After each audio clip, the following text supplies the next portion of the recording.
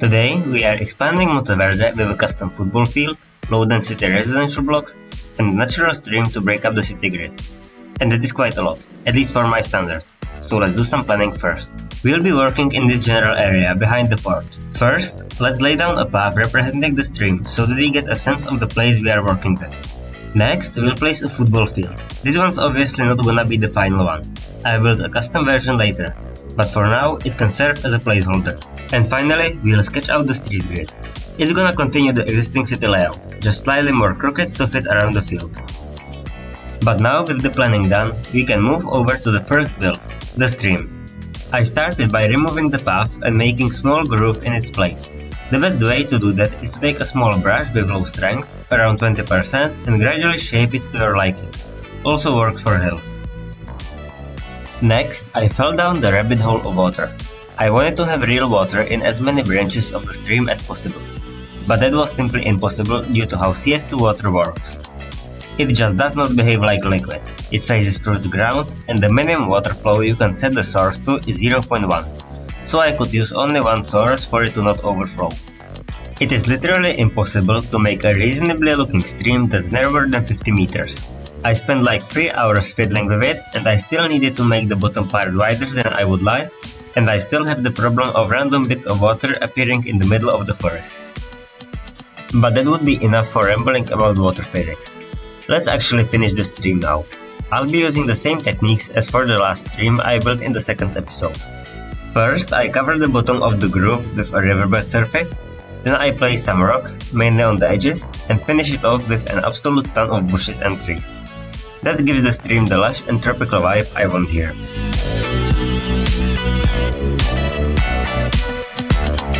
Before continuing with the rest of the stream, I'll also finish the rock wall, detail the stream a bit more using sunken oak trees as somewhat larger bushes, and build the two bridges that will connect the center of Monteverde to the neighborhoods that will eventually be on the other side.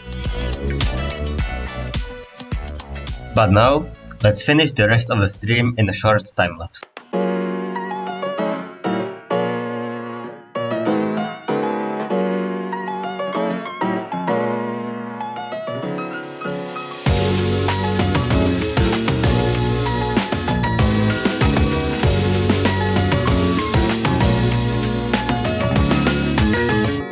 The only thing left to finish the stream are the seafoam decals.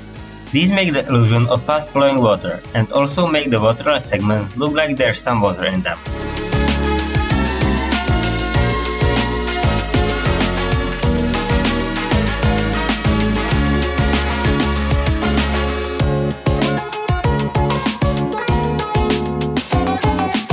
At the end, I also made the pond shallower and added some more foliage to it.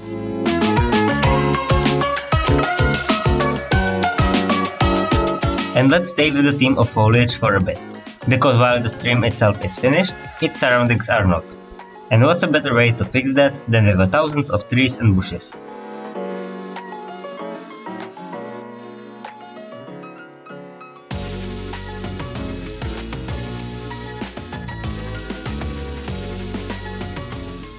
Placing some last trees and the stream is finished, and I think it looks great, and will really help with tying the city to the mountains.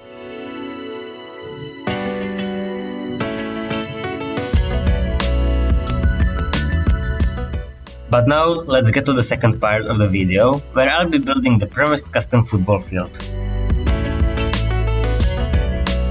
I don't want it to be only a football field. I want it to be like a small town equivalent of a stadium.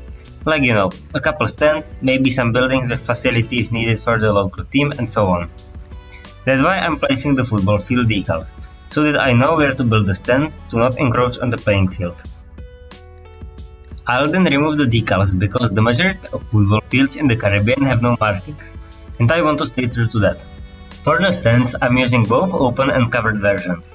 I'm also splicing them together with this definitely not overused Japanese building, which we can imagine houses all of the facilities necessary for a football team.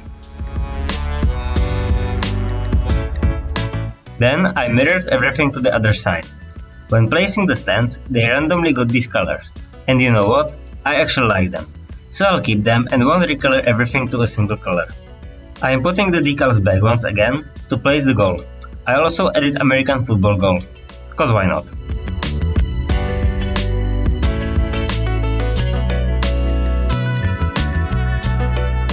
Next, we need a fence. This Japanese one I think looks best for this. The only problem is that it's a prop. So it took ages to get it right in some places. Just why couldn't it be a net light? It would make everything so much easier.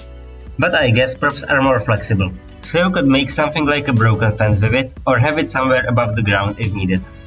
After finishing the fence, I added a couple of market stalls here in these spaces behind the stands, because otherwise the space looked unused and dead. Next on the list are decals. First, I'm placing a couple of stain decals on the buildings as usual before moving onto the field itself. On the field, I'm going for a pretty sandy and trampled look, because a field of a small local team would not be particularly well kept in these regions, and the soil here, in this cove right next to what used to be a beach, can be quite sandy. At the beginning, I'm using mainly these riverbed decals, my favorite, and these sand decals. I have never used decals on such a large scale before, and never experimented with layering them much, so this whole thing is a big trial for me. Then, I experimented with various real vision decals.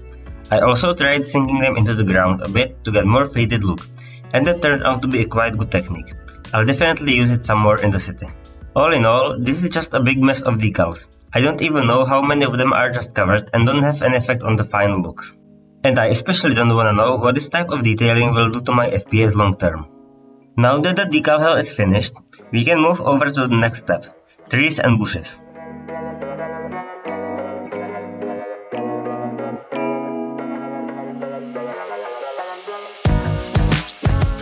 I'm also experimenting with some sunken dead bushes to add subtle touch of 3D to the grass, and with some sunken trees to make the edges more overgrown.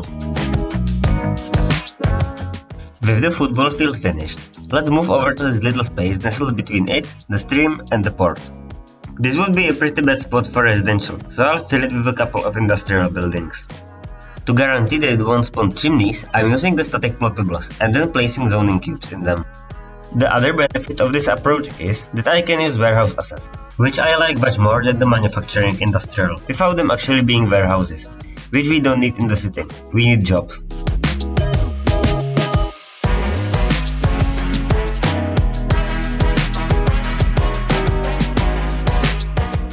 And a little detailing, the cubes, and we're done.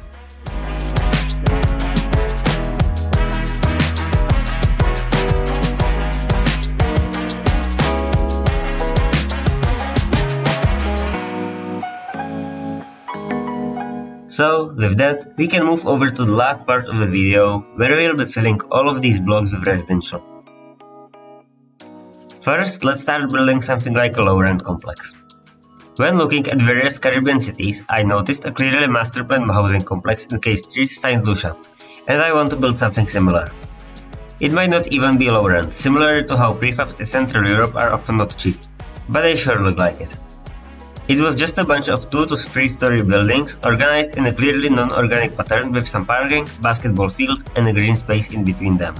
Mine is gonna be much smaller though, so I've got no space for the grass, only parking and basketball. But before actually placing the surfaces and stuff needed to make the yard into parking and basketball court, I'm gonna fill in all the remaining blocks with houses. I'm traditionally using a mixture of the Chinese and North American low-density houses. After filling in everything, I'm removing all of the sub-elements and surfaces and connecting the purely aesthetic power lines. Next on the list are road surfaces. I'm placing different surfaces on almost every road to make them more unique.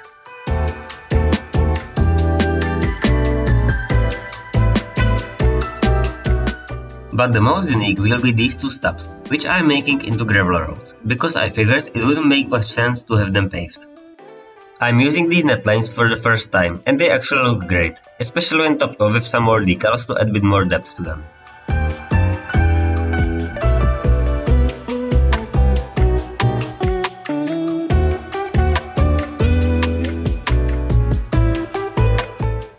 Next to the football field, I left this triangle empty, and that's because I want to have a small parking lot here.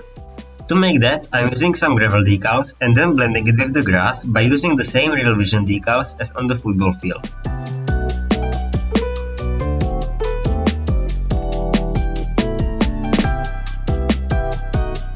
Finally back to the yard. First, I'm placing a couple of parking spots and some invisible pedestrian paths so that people can actually use this space. The basketball court I'm making a bit smaller because this space doesn't fit a full one.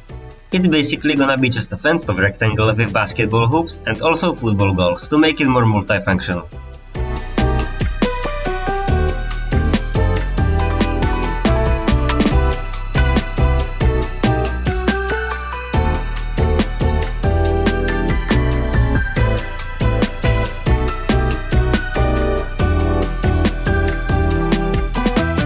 And before I forget, let's recolor the roofs before putting decals on them and making them impossible to click on. We're getting into the finishing straight, as one of the last things needed to do is to place a bunch of stain decals on all of the building's walls and roofs. Then we need to place a bunch of foliage to really bring out the tropical theme. Of course, we can't forget some trash and graffiti.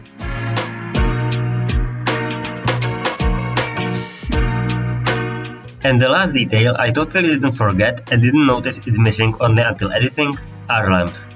I'm first removing all the original ones and then placing my own lamps into the electricity pole.